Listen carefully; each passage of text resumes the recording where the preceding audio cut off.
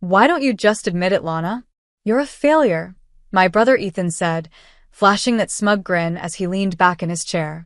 His voice was sharp enough to cut through the awkward silence at the family dinner table. Forks froze. My mother looked down at her plate like she didn't hear anything. My aunt giggled behind her wine glass. Then Ethan added with a laugh, "You walk dogs for a living." Dogs, Lana. Meanwhile, I'm managing million-dollar accounts in Manhattan. Before we begin, drop a comment and tell us what would you do in this situation? Be honest, tell me in the comments below. We read every comment. Let's begin. Everyone laughed.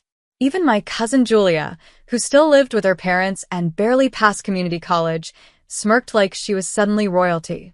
I just sat there, breathing quietly, gripping my fork tighter under the table. My knuckles went white, but I didn't say anything. Not yet. Not when the people I called family were busy making me the punchline. Ethan looked proud of himself. You know, it's honestly embarrassing. You're almost 30, Lana. And what do you have to show for it? No degree. No house. No fiancé. Not even a real job. The worst part? My mom said nothing. She always did that, stayed silent when Ethan took his shots at me. She used to say, "Don't take it personally, sweetie. He just wants you to do better." But how is humiliation supposed to help me do better? Anyway, Ethan continued, swirling his glass of Merlot, if you ever want to upgrade from scraping by in leggings and sneakers, I could always ask my boss if there's a receptionist position open. I'm sure he'd love a good laugh. I swallowed hard. My chest burned. I wasn't angry. No, I was past anger. But before I could open my mouth, the doorbell rang. Everyone looked toward the front of the house. Aunt Michelle whispered, "Who could that be at this hour?" Mom stood, awkwardly brushing crumbs off her sweater. I wasn't expecting anyone. The doorbell rang again, this time more firmly. "I'll get it," I said, calmly rising to my feet. Ethan chuckled. "Careful, Lana. Don't trip over your worthlessness on the way there." Laughter again. But I was already walking. My heart pounded. I knew who was behind that door. When I opened it, the warm yellow light from the chandelier spilled out into the cool night. And standing there, in a crisp charcoal suit that looked custom-tailored, with that signature quiet confidence only money could buy, was Grayson Maddox, my brother's billionaire boss. My husband. "Evening," Grayson said, smiling down at me. His voice always carried that magnetic weight. He held out a small box wrapped in gold paper. "Sorry I'm late, sweetheart. Traffic was hell." I took the box without saying a word. Behind me, I could feel the silence in the dining room choking the air. Then Grayson looked past me, into the house. He stepped inside. My mom stood frozen in the hallway, hands clutched together like she couldn't decide if she should scream or curtsy. Ethan blinked. "Mr. Maddox?" Grayson gave him a polite nod. "Ethan. Good to see you again. Didn't know you were related to my wife." The room collapsed into silence. Aunt Michelle nearly dropped her wine. Julia's fork clanged against her plate. Even my dad, who barely looked up when I arrived, was now standing like a statue. I looked at Ethan. His mouth opened slightly, but no words came. I walked back into the room with Grayson beside me. And then I smiled, not the kind you give when you're happy. The kind you give when you've just won. "I hope dinner's still warm," I said softly. "I told Grayson all about your lovely cooking, Mom." And Ethan, Grayson's been so excited to meet the family you kept telling him about in meetings. Grayson put an arm around me and kissed my temple. "She's always been my peace," he said gently. "You should be proud." Ethan looked like someone had punched the air out of his lungs. But I wasn't done. Not even close. Ethan still hadn't sat down. His fingers twitched on the edge of his chair, eyes bouncing between me and Grayson like he couldn't believe what he was seeing. He looked betrayed, threatened, and small, so much smaller than he ever wanted to feel. Grayson gave him that patient, composed look billionaires have mastered, the kind that says, "I've already won. You just don't know it yet." "So," Grayson said, loosening his tie just a touch, "what were you all talking about before I came in?" I let that question hang in the air. My mom cleared her throat. Just family updates. You know how dinner conversations go. Grayson chuckled, then gently pulled out a chair for me like the gentleman he always was. I sat. Ethan still hadn't moved. "You're married?" he asked, finally breaking his silence. I looked right at him. "Yes." "For 7 months." He blinked hard. "No." You couldn't have, I would have known." "No," I said flatly. "You wouldn't have. Because I didn't want you to." I let the words hit him like a slap. Mom spoke next, her voice thin. "Lana, why didn't you tell us? We're your family." I stared at her. "You only show up when there's gossip or judgment. Not love." That shut her up. Ethan sat down slowly, his whole body tense. "So, what? This was some kind of revenge? You married my boss just to humiliate me?" Grayson looked at him calmly. "You think Lana would go through a life commitment just to get back at you? That's a pretty self-centered view, Ethan." Ethan turned red. "You don't know what she's like. You see some perfect version of her." "I see the real her," Grayson said, and for the first time, his voice carried weight. "The woman who stayed up with me during 3 a.m. board calls. The woman who walks abandoned dogs during the rain because no one else shows up. The one who chose her passion, even when it didn't come with praise or a 6-figure salary." He looked around the table. "I see the woman none of you took the time to actually know." A heavy silence. Then my dad spoke for the first time. "So, what's your plan now, Lana? You gonna play house in his penthouse and rub it in everyone's face?" I stared at him. "No." "I'm going to keep doing what I do. Except now, I don't have to explain myself to people who never respected me in the first place." Grayson reached over and gently took my hand. "We didn't come here to boast. We came here because Lana wanted to give her family one more chance. She said maybe, just maybe, tonight would be different." I looked around at every face. I was wrong. Ethan slammed his fist on the table. "I busted my ass to get into that company. You're telling me my dog-walking sister is now sleeping in the CEO's bed? That's not fair." I stood slowly. "You want to talk about fairness? You humiliated me in front of the people who should have protected me. You laughed at my work, at my life, for years. You stripped me of dignity like it was a game." I paused, then said it clear. "And the man you look up to, the one who signs your checks? He looks at me with more respect than my own brother ever did." Then came the blow. Grayson said casually, "By the way, Ethan, about that promotion you asked for?" Ethan's face lit up for half a second. Grayson's expression hardened. "It's a no. Effective immediately." "You're firing me?" Ethan's voice cracked. "No." "I'm promoting someone else. You'll stay, just no upward path for now. Maybe next time you'll think twice before mocking people who work hard with heart." My brother's mouth fell open, but no words came. He sat there, silent, humiliated, and powerless. Just like I used to be. 6 months earlier. It was raining the night I met Grayson Maddox. I was halfway through my 3rd dog walk, soaked to the bone, hoodie clinging to my skin, when I saw him standing under the awning outside a luxury building in Tribeca. Not the kind of man you'd expect to meet on a stormy sidewalk. He looked like he'd walked straight out of a GQ cover, tall, sharp-jawed, holding an umbrella, but clearly uninterested in using it. His driver hadn't shown. His phone was dead. And he looked oddly stuck. "Need help?" I'd asked without thinking. He turned. His gray eyes scanned me, then the 6 dogs behind me, all wearing matching neon raincoats. And he smiled. "Depends. You offering?" I chuckled. "Only if you want to share my umbrella and squeeze into the F train with me and a Labrador who hates thunder." He ended up walking with me for 5 blocks. No umbrella. No pretense. Just conversation. Real. Easy. That night, I didn't know his last name. He told me his name was just Grayson. Said he worked in finance. I didn't press. He, however, asked everything about me. I told him I'd dropped out of NYU after Mom got sick. That I took care of rescue dogs. That I liked writing poetry, but was too scared to publish anything. He listened like it mattered. A week later, I got a flower delivery at my apartment, 6 white roses and a note. For the girl who braved the storm and made me want to get drenched. G. From there, it snowballed. Late night walks. Rooftop dinners. Secret weekends upstate. Always quiet. Always just us. When I finally found out who he really was, Grayson Maddox, CEO of Maddox and Rowe Capital, I nearly passed out in his penthouse. You lied, I'd whispered. No, he'd said gently. I hid.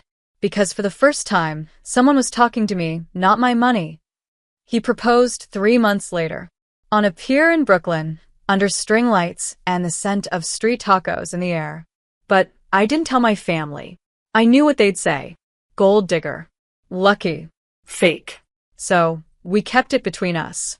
Until last night. Until Ethan took it too far. Back to the present. Ethan stormed out halfway through dessert. Mom kept pretending the mashed potatoes needed more butter. Dad mumbled something about needing a smoke. But I knew the damage was done. After everyone left, I sat on the porch swing outside, barefoot, the night cool against my skin. Grayson came up behind me, gently draping his jacket around my shoulders. You okay? He asked softly. I don't know. He sat beside me, pulling me into his side. I meant what I said in there. You're the most grounded, brilliant woman I know. I looked at him. They'll never respect me. Then stop waiting for them to. I rested my head on his chest. It still hurts. I know, he whispered, but pain has a way of building your armor. I didn't speak for a moment. Then I said, I want to stop hiding. I want people to know the truth. Not just about us, but about what I've been through. What I've survived. His grip tightened. Then we stopped hiding. The next morning, I posted our wedding photo online with a caption. To everyone who said I was a failure, meet the man who sees my worth when you never did. My inbox exploded. So did my brothers, his coworkers, his girlfriend, his pride. And that was just the beginning. Because what they didn't know was that I wasn't done. Not even close. Ethan's hands shook as he slammed his laptop shut. He'd just read the news headline, splashed across every major finance blog and LinkedIn thread like a wildfire.